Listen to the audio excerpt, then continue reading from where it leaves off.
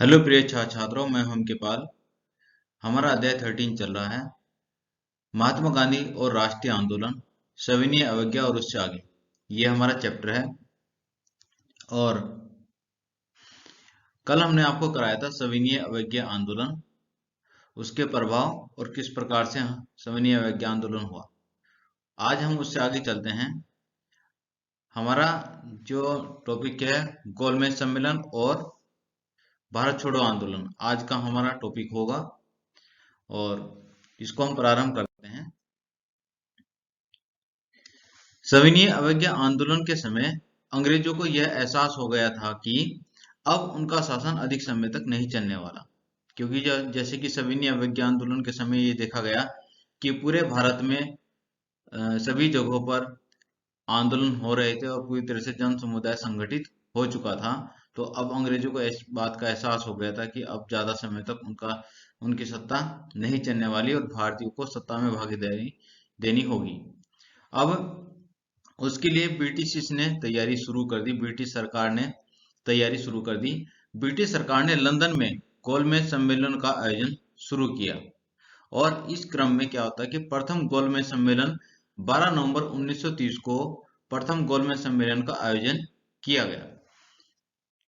यह प्रथम गोलमेज सम्मेलन, इस सम्मेलन की अध्यक्षता ब्रिटिश प्रधानमंत्री रेमजे मैकडोनाल्ड ने की थी। और इस सम्मेलन में 89 प्रतिनिधियों ने भाग लिया था। इसमें कांग्रेस ने भाग नहीं लिया था। प्रथम गोलमेज सम्मेलन में कांग्रेस ने भाग नहीं लिया था, जबकि यहाँ पर क्या था, जो ब्रिटिश भारत था, ब्रिटिश भारत से 57 जो प्रतिनिधि थे उनको मनोनीत किया गया था। ये वायसराय के द्वारा इनको मनोनीत किया गया था। इसके फिर उसके बाद देशी रियासतों से 16 प्रतिनिधि इसमें भाग लिए था। 16 जो प्रतिनिधि थे उन्होंने भाग लिया था। और ब्रिटिश संसद से इसमें 16 सदस्यों ने भाग लिया था। और 19 जनवरी 1931 को बिना किसी निर्णय के यह सम्मेलन समाप्त भी हो गया था। तो प्रथम गोलमेज सम्मेलन का कोई परिणाम नहीं निकला और यह बिना परिणाम के ही समाप्त हो गया था। अब दूसरा गोलमेज सम्मेलन है। दूसरा गोलमेज सम्मेलन, इससे पहले क्या होता है, गांधी इरविन समझौता होता है गांधी जी के साथ में। और यहाँ पर गांधी जी को गोलमेज सम्मेलन में जाने के लिए कहा जाता है और गांधी जी के द्वारा कुछ शर्तें रखी जाती हैं। अगर ये वो शर्तें, उन्होंने कहा कि अगर ब्रिटिश सरकार इन शर्तों को मान लेती है तो हम गोलमेज सम्मेलन में प्रतिभाग करेंगे। तो इस प्रकार से एक समझौते के तहत यहाँ पर गांधी जी दूसरे गोलमेज सम्मेलन में गए। अब क्या होता है, कांग्रेस की ओर से एकमात्र प्रतिनिधि के रूप में महात्मा गांधी ने भाग लिया दूसरे गोलमेज सम्मेलन में। दूसरे गोलमेज सम्मेलन में कांग्रेस ने भाग लिया और कांग्रेस की ओर से महात्मा गांधी जी ने भाग लिया।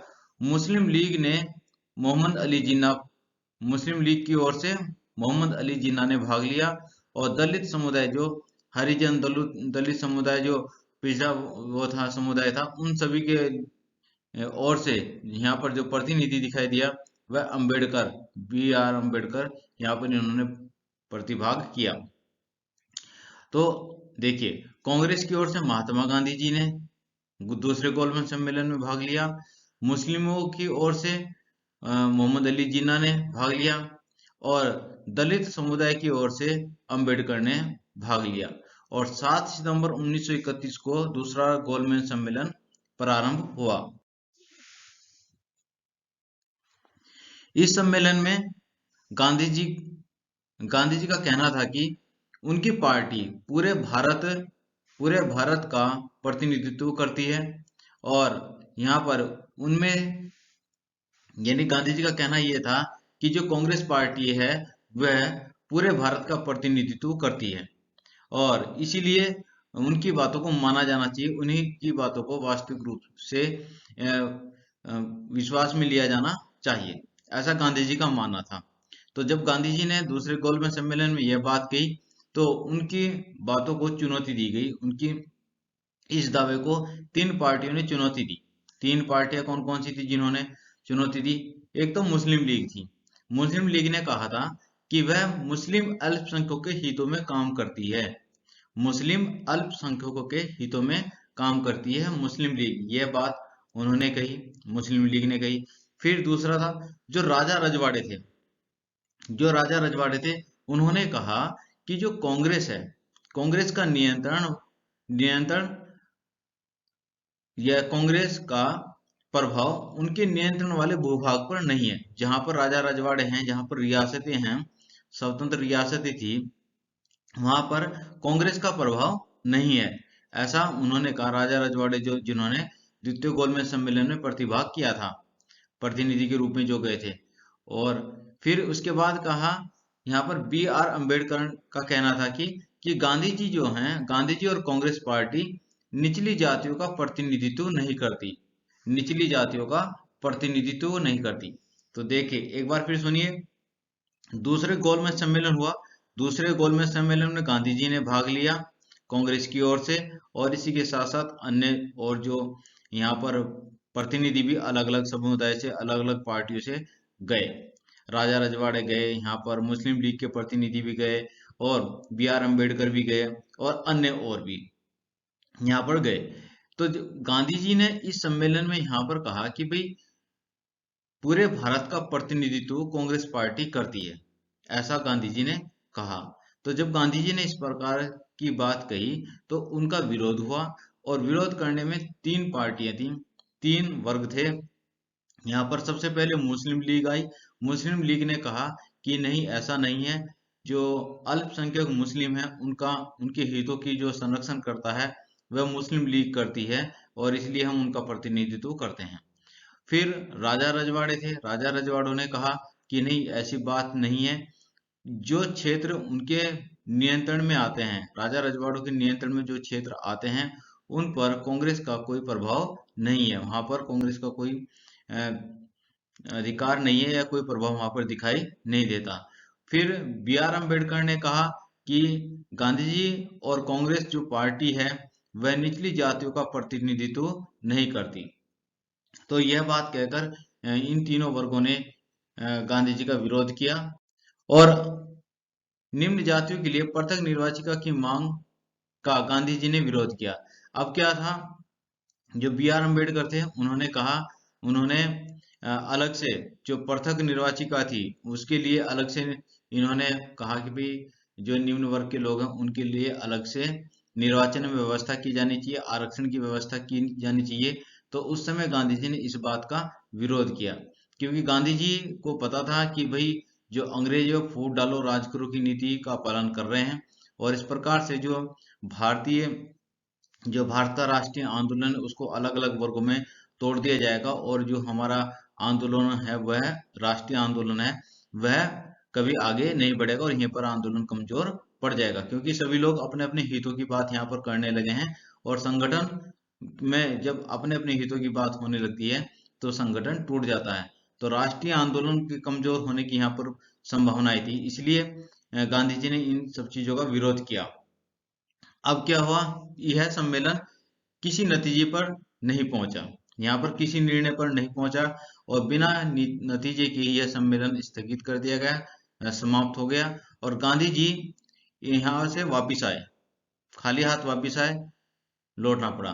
भारत लौटने पर गांधी जी ने फिर से सविनय अवज्ञा आंदोलन प्रारंभ करने का निश्चय लिया। तो ये बातें थी सब दूसरे गोलमेज सम्मेलन की। अब हम बात करते हैं, जैसे यहाँ पर कुछ पृथक निर्वाचिका पर अंबेडकर के विचार थे जो हमारी पुस्तक में दिए गए हैं, आप इसको अध्ययन कर लीजिए। अब आगे चलते हैं। तीसरा गोलमेज सम्मेलन हुआ।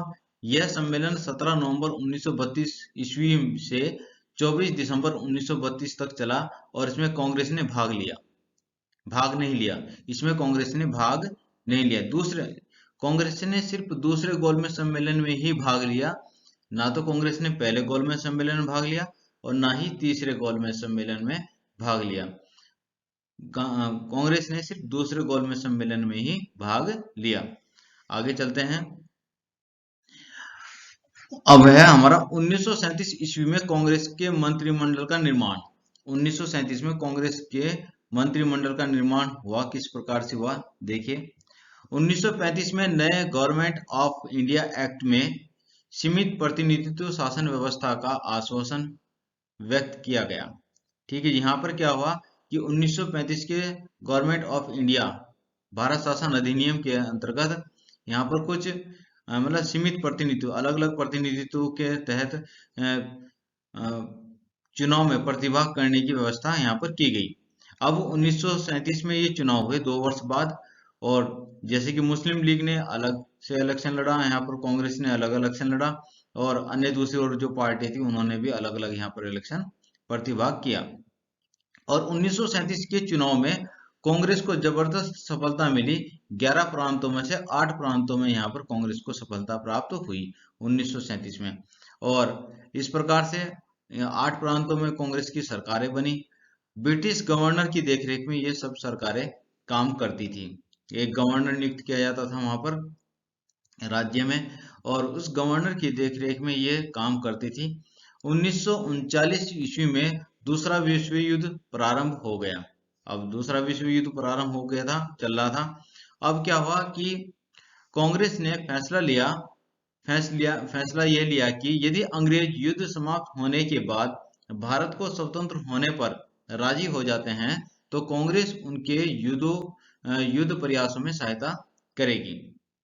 कांग्रेस ने, क्योंकि अंग्रेजों की तरफ से भी कुछ इस तरीके का चला कि आप हमारी सहायता कीजिए, तो अब यहाँ पर कांग्रेस ने कहा कि भाई अगर अंग्रेज सरकार, ब्रिटिश सरकार हमारी सहायता करते, हमारी सहायता क्या मतलब हमें युद्ध समाप्ति होने के बाद में आजादी देती है, स्वतंत्रता दे देती है, तो हम युद्ध में उनके साथ या उनके सहायता करने का प्रयास कर सकते हैं।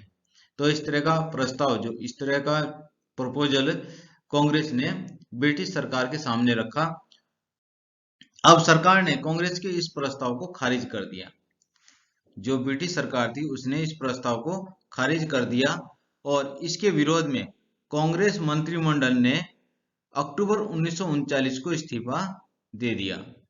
यानी कि जो 1937 में जो सभी प्रांतों में 8 प्रांतों में सरकार बनी थी कांग्रेस की, तो 8 के 8 प्रांतों में कांग्रेस की सरकारों ने इस्तीफा दे दिया अक्टूबर 1939।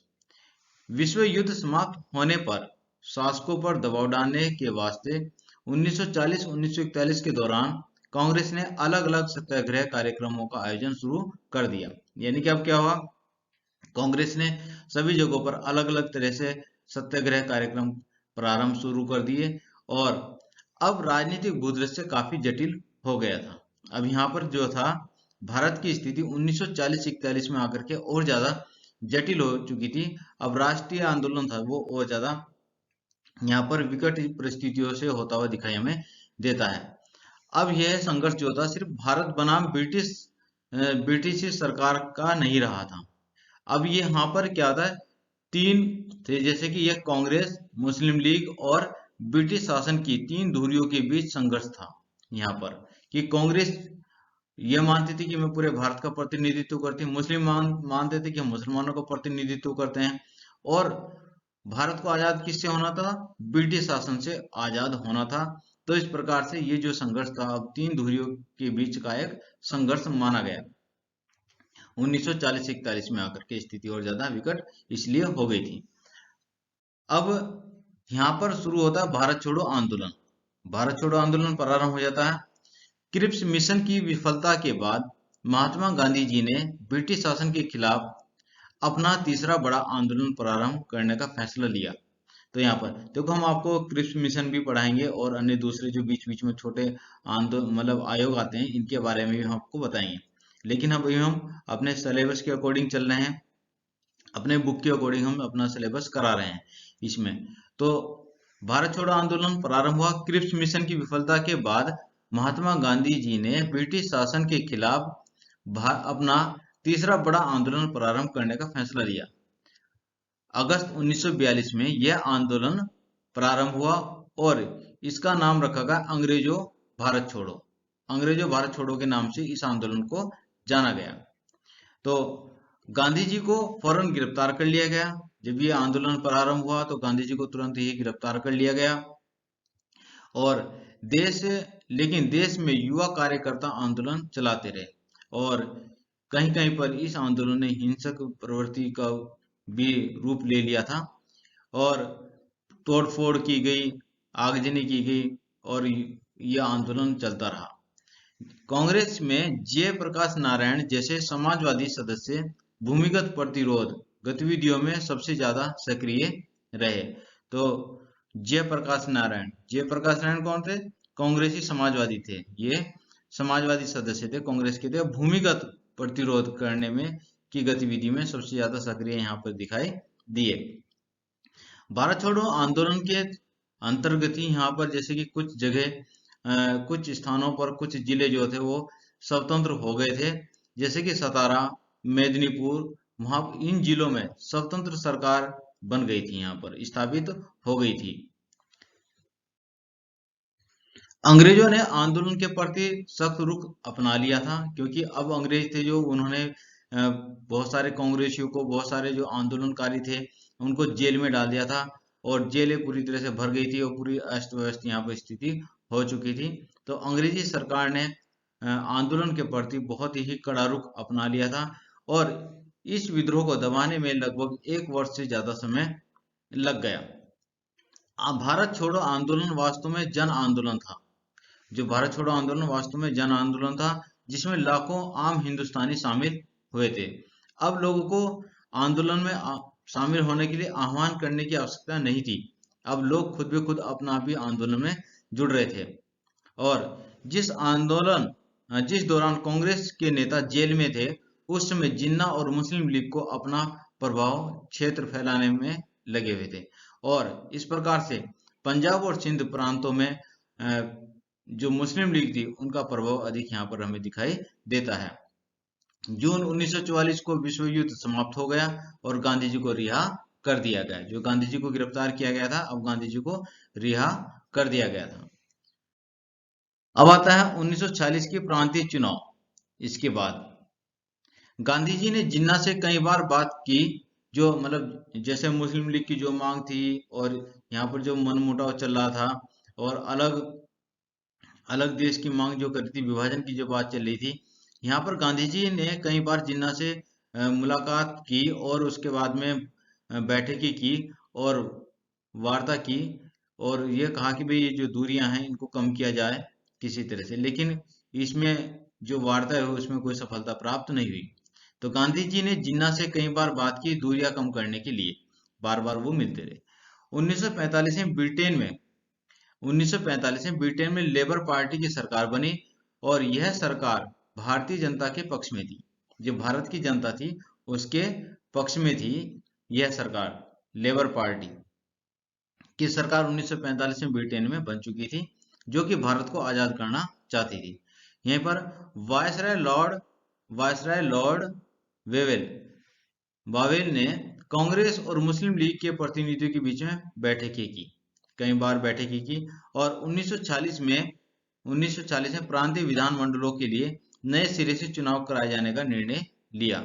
अब यहाँ पर 1940 में फिर चुनाव होते हैं, और उस चुनाव में यहाँ पर कांग्रेस और मुस्लिम लीग फिर से प्रतिभाग करते हैं, और आरक्षण की व्यवस्था भी थी। जो अल्पसंख्यक क्षेत्र थे, यहाँ पर मुस्लिम थे, वहां पर आरक्षित क्षेत्र मुस्लिमों के लिए निर्धारित थे। अब सामान्य श्रेणी में कांग्रेस को भारी सफलता प्राप्त हुई। जो ये चुनाव हुए, इन चुनाव में सामान्य श्रेणी में कांग्रेस को भारी सफलता प्राप्त हुई। वहीं मुस्लिम लीग को मुसलमानों के लिए आरक्षित सीटों पर बहुमत प्राप्त हुआ, और एक तरह से अब राजनीतिक ध्रुवीकरण हो चुका था यहाँ पर।